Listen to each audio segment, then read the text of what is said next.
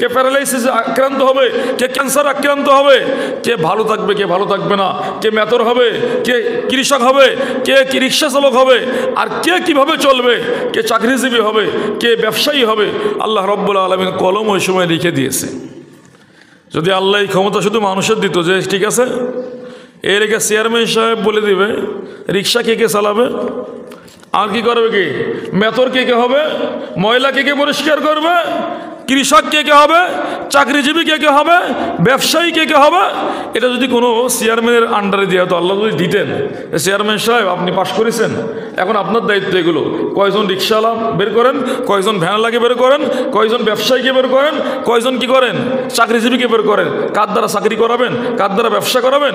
তখন দেখা যাবে প্রথম যদি ধরা হয় ভ্যানওয়ালা ভাই আপনাকে ভ্যান চালাইতে হবে, যদি বলতো চেয়ারম্যান সাহেব আপনার ভাগে ভ্যান পড়ছে, ও কোনোদিন মেনে দিত, বলতো না আমার ভাগে দেন কি, আমি প্রফেসর হব, আমি মুহাদ্দিস হব, আমি মুফতি হব, আমি ইমাম হব, সেরকম বিভিন্ন পদ দখল করতো যে না আমি কি হব জজ করে চাকরি করব, এরকম বিভিন্ন পদ কেউ কখনো ফাইসালা দিতে পারতো না। আল্লাহ রব্বুল আলামিন বলেন দুনিয়া সৃষ্টিরও 50,000 বছর আমি আল্লাহ রব্বুল আলামিন লিখে রেখে দিলাম কে রিক্সাওয়ালা হবে, কে ভ্যানওয়ালা হবে, কে চাকরিজীবী হবে, কে ব্যবসায়ী হবে, কে কি কাজ করবে, আমি আল্লাহর পক্ষ থেকে ফাইসালা সিদ্ধান্ত, কারোর কোনো অভিযোগ থাকবে না। আজকে কেউ এরকম হয়েছে নাকি, না আল্লাহ আমার রিক্সা চালাইতে দিয়েছে কেন, আমি রিক্সা চালাবো না, যার যার মতো সে কাজ করে যাচ্ছে, দুনিয়া চলতেছে আমার ভাইরা। তো এই জন্য আল্লাহ রব্বুল আলামিন বলেন আমি সব কিছু কিয়ামত পর্যন্ত যা হবে সব কলমকে বললাম তুমি লিখে ফেলো, কলম লিখে ফেললো। তো দেখেন এই জন্যই তাকদীরকে আমাদের বিশ্বাস করতে হবে, তাকদীরকে আমাদের মেনে নিতে হবে। আপনি আপনার সন্তান হারিয়েছেন, এটা আপনার তাকদীরে লেখা ছিল, আপনি মেনে নেন। আপনি আপনার বাবা হারিয়েছেন, এটা তাকদীরে লেখা ছিল, মেনে নেন। আপনি আপনার স্ত্রী হারিয়েছেন, এটা তাকদীরে লেখা ছিল, মেনে নেন। আপনি নিজেই শেষ হয়ে যাচ্ছে, এটাও তো তাকদীরের মধ্যে লেখা ছিল, এটাও মেনে নেন। আল্লাহ রাব্বুল আলামিন বলেন আমি তোমার জীবন দিয়েছি, আমি তোমার মৃত্যুদাতা, আল্লাযী খালাকাল মাউতা ওয়াল হায়াতা লিয়াবলুয়াকুম আইয়ুকুম আহসানু আমালা। আমি তোমার জীবনও দিয়েছি, মরণও দিয়েছি। আমি আল্লাহ রাব্বুল আলামিন জীবন মৃত্যু দিয়ে এতটুকু দেখতে চাই মান আহসানু আমালা, কার আমল সুন্দর নিয়ে যাইতে পারে। আজকে আপনি ছেলেকে কি করবেন, 30 বছর ছেলের পিছনে মেহনত করতেছেন, তাকে একটা চাকরিজীবী করা যায় কিনা, চাকরি দেওয়ার জন্য কয় বছরে চাকরি করবে সে, 25 বছর চাকরি করবে। সে কয় বছর খাবে ওই চাকরির টাকা দিয়ে, মনে করেন 40 বছর খেলো। 30 বছর মেহনত করলেন, এই 30 বছর মেহনত করছেন কেন, 40 বছর যেন আমার সন্তান ভালো থাকতে পারে। আচ্ছা ভালো কথা, আপনার আব্বা দুনিয়া থেকে চলে গেছেন, আসছে ফিরে, আসে নাই, দাদা গেছে আসছে, দাদি গেছে আসছে, যাকে হারিয়েছেন আপনার সন্তান গেছে আসছে দুনিয়াতে ফিরে। তো তার যে কালের শুরু আছে শেষ নাই, যে জীবনের শুরু আছে শেষ নাই, ওই জীবনের জন্য আপনার সন্তানকে আপনি প্রস্তুত করলেন না। এটা কত বড় আহাম্মকি, কত বড় গাদ্দারি, সন্তানের সাথে কত বড় অন্যায়, কত বড় বেইনসাফ কাজ আপনি করলেন, যে সন্তানের যে জীবনের শেষ নাই ও জীবনের জন্য আপনি তেমন কোনো মেহনত করলেন না। আমার ভাইয়েরা, তো বলতেছিলাম তাকদীর এটা আল্লাহর পক্ষ থেকে নির্ধারিত।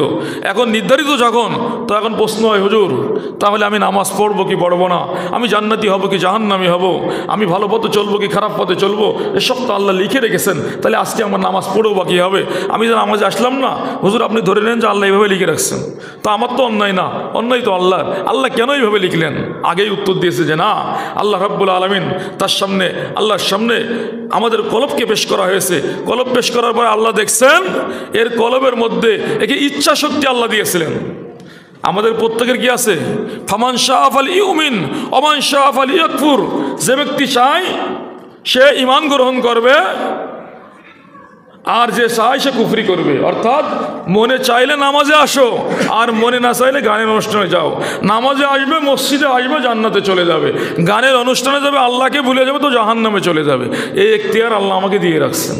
শুধু এখানে বলেন নামাজের সময় আসলে হুজুর আমি নামাজ পড়িনি, তো আল্লাহ আমাকে সিদ্ধান্ত করে রাখছে। কই ভাত না খেয়ে বলতে পারেন না 7 দিন ভাত না খেয়ে থাকেন, বলে আল্লাহ রাব্বুল আলামিন তো আমাকে ভাত খাওয়াই দেবেন, আমি খাই না, এটা আল্লাহর সিদ্ধান্ত, তো আমি না খেয়ে থাকবো। তো ওখানে তো না খেয়ে থাকেন না। তো আল্লাহ রাব্বুল আলামিন আমাদের কি করেছেন, কাজ করতে বলেছেন, বান্দা আমি তোমার ইচ্ছাধীন শক্তি দিয়েছি, ইচ্ছা শক্তি দিয়েছি, তুমি মসজিদে এসে নামাজি হয়ে জান্নাতি মানুষ হতে পারো, আবার মসজিদকে ভুলে গিয়ে তুমি জাহান্নামের রাস্তায় চলে তুমি জাহান্নামে হতে পারো। তো তাকদির এই জন্য দেখেন আল্লাহ রাব্বুল আলামিন যে তাকদিরে ফয়সালা দিয়েছেন, এরপরও তাকদিরকে দুই ভাগে ভাগ করেছেন আল্লাহ। একটা হলো তাকদিরে মুবরাম, মানে যেটা অকাট্য হয়েই যাবে, এটা কেউ রদ করতে পারবে না। আমার মৃত্যু, আমি যত বেশি ওষুধ খাই না কেন, আমার মৃত্যুকে কেউ ঠেকাইতে পারবে না। আমার জীবন যত বেশি কৌশল অবলম্বন করা হোক না কেন, আমার জীবনকেও কী করতে, আমার জীবন মানে আমার পৃথিবীতে আসা, এটাও কেউ ঠেকাতে পারেনি। আল্লাহর সিদ্ধান্ত এইভাবে ছিল। এটা বলা হয় তাকদিরে মুবরাম, মানে এটার কোনো পরিবর্তন নেই। আরেকটি তাকদির আমাদের ভালো মন্দর ফয়সালা আল্লাহ রাব্বুল আলামিন লিখে রাখছেন ঝুলন্ত অবস্থায়। এটা ঝুলন্ত আছে। ঝুলন্ত কিভাবে? আমার বান্দার দুইটা রাস্তা দেখে দিয়েছে আল্লাহ। বান্দা, যদি তুমি তোমার তাকদিরেই ফয়সালা, তুমি অসুস্থ হয়ে যাবে, এরপরে যদি খুব বেশি দোয়া করো, আমি আল্লাহর কাছে খুব বেশি কান্নাকাটি করো, আমি আল্লাহ রাব্বুল আলামিন তোমার ক্যান্সার ভালো করে দেবো। সুবহানাল্লাহ, আমি আল্লাহ তোমাকে সুস্থ করে দেব। আর যদি বান্দা তুমি আগেও যেরকম ছিলে এখনও সেরকম, আগেও আমাকে ডাকতে না এখনও আমাকে ডাকো না, আগেও আমার কাছে দোয়া করতে না এখনও দোয়া করো না, আগেও যেরকম অবস্থায় ছিল এখনও সেই অবস্থায়, বান্দা তোমার কলবকে আমি, তোমার ভাগ্যকে আমি পুড়িয়ে দিলাম, আমি আল্লাহ রাব্বুল আলামিন জাহান্নামী করে দিলাম। এমন কিছু ভাগ্য লেখা আছে। সেই ভাগ্য ভালো কাজ করলে কি হয়? আমার ভাগ্য প্রশান্তিময় হয়ে যায়, ভালো হয়ে যায়, সফলতা চলে আসে। আর একটা লেখা আছে কি, যদি এই পথে চলে, ভাগ্য লেখা আছে ঝুলন্ত ভাগ্য, যদি ভালো পথে চলে এখান থেকে 30 বছর পরে গিয়ে যে আমার বান্দা এই পথে ধরে, তাহলে আমার বান্দার হায়াতকে আমি আরও 30 বছর বাড়িয়ে দেব। এটা ঝুলন্ত ছিল। এরপর বলছে, আর ওই 30 বছরের মাথায় গিয়ে যদি আমার বান্দা ডান পথ না ধরে, জান্নাতি পথ না ধরে, কোরআনের পথ না ধরে, যদি জাহান্নামের পথে চলে, আমি আমার বান্দাকে 35 বছরের মাথায় গিয়ে কী করবো? তাকে মেরে ফেলবো। এটা আল্লাহর সিদ্ধান্ত। এখন আপনি কি করবেন? ডান পথ ধরতে পারেন, জান্নাতের পথ ধরে আপনি 30 বছর হাত পাইতে পারেন। আর যদি আপনি ওখান থেকে ভালো না হন, তাহলে জাহান্নামের পথ ধরে আল্লাহ রাব্বুল আলামিন 35 বছরের মাথায় গিয়ে আপনাকে জাহান্নামে নিক্ষেপ করবে। নাউজুবিল্লাহ। তো এই জন্য আমার ভাইরা, তাকদিরের একটা আছে ঝুলন্ত তাকদির। ভালো করলে তার কি হয়? তাকদিরে পরিবর্তন হয়, সুন্দর অবস্থা তৈরি হয়। আল্লাহর হাবিব সাল্লাল্লাহু আলাইহি ওয়াসাল্লাম এই জন্য হাদিসের মধ্যে, মুসলিম শরীফের 34 নম্বর হাদিস, রাসূলুল্লাহ সাল্লাল্লাহু আলাইহি ওয়াসাল্লাম বলেন যে লা ইয়ারুদ্দুল কযা ইল্লা দুআ।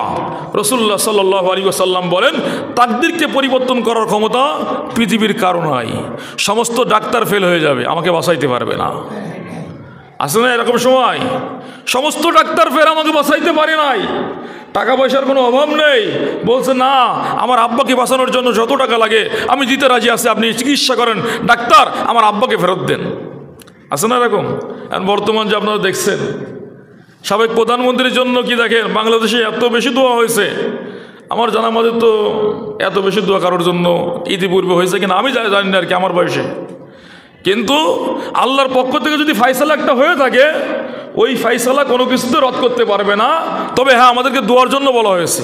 আল্লাহর হাবিব সাল্লাল্লাহু আলাইহি ওয়াসাল্লাম বলছেন, তাকদির পরিবর্তন হয় না, তবে যদি দোয়া করা হয়, একটাই মাধ্যম আছে, কোনো ঔষধ মাধ্যম না, কোনো ডাক্তার মাধ্যম না, কোনো কিছুই করতে পারবে না।